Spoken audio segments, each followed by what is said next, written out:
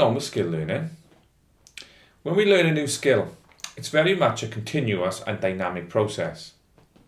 When the learner acquires a skill, certain changes can be seen in their performance as they move through the stages of learning, right from a beginner through to a skilled performer.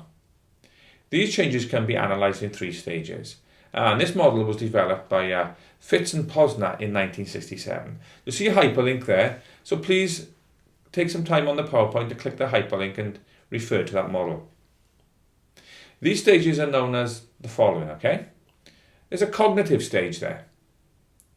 Again, this involves a mental process by which knowledge about oneself, others, and the environment is gained and interpreted, making sense of what's going on around you in simple terms. This can include thought processes such as perception, problem solving, and creativity.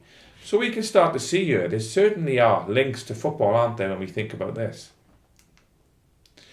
We've also got the associative stage. This is the stage in learning motor skills when the learner refines movement by detecting and correcting errors, self-correction. Then we have the autonomous stage of skill acquisition. This is the last stage of motor skill learning. It's a stage when the performance of a skill, it becomes habitual and requires little attention. Think about players like Messi, Ronaldo, Zidane and so on. Do they look like they're really trying hard in games? For example, Zidane seemed to flow through games at times. These guys can make complex tasks look very, very easy. I'd like to give you a little bit more information then about each of the stages. Let's look at the cognitive stage and we look at the mental and verbal side of that. The athlete or player is focused on determining what needs to be done to perform the skill. At times, the performance can be awkward and hesitant. The athlete tends to spend time trying to figure out the basic movement technique, and how they may go about performing it. There's a certain amount of trial and error there. If something's done correctly, they may not know that they've done it incorrectly, and they may not know if they've done it correctly, okay? May not be too sure. The practice in the cognitive stage, well, practice becomes systematic. What we need to do as coaches, okay, from a coach's point of view, keep things simple and provide our players with occasional focus cues. Let's consider now then the practice, motor or associative stage, okay? At this point, the player or athlete they've generally mastered the general idea of the skill, okay? They'll spend some time refining the general movement patterns. They may be more adept at detecting and correcting their own errors. They're able to self-correct and also adapting the movement to meet the demands of the sport. At this stage, the skill becomes smoother and starts to make use of kinesthetic feedback. Most of the time the athlete is in this stage. Of course, some may become virtually automatic, okay? We think about Zidane, we've already mentioned that gentleman there, okay?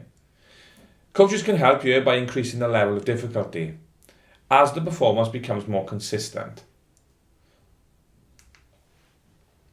The automatic or autonomous stage.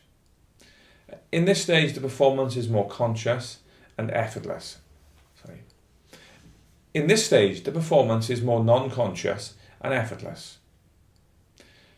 The athletes are able to produce the movements without paying attention to them and do so with little wasted motion. There is an economy of movement there. Again, I refer to Zidane, the way he played. It doesn't look like he's trying when we see videos of him, even today, okay? We can look back and we can see that there seemed to be very little motion that was wasted there. Certainly went smoothly through games, okay? There's little time or effort thinking about the mechanics of the action itself. Athletes are able to devote their attention to other tasks and other task-related information, such as tactical decisions or stylish aspects of movement.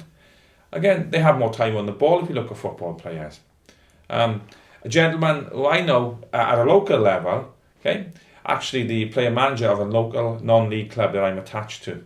He played for a while in the Premier League at West Ham, and he also played in the Championship and professionally throughout his career. When he plays, okay, at that level now, at non-league level, he seems to have all the time in the world in midfield. Okay? He's used to playing at a higher level and he's certainly reached that autonomous stage section. What I'd like you to do now, I realise there's been quite a lot to take in, is take a quick break, but during your break I want you to watch a video. And I'm sure you'll enjoy this.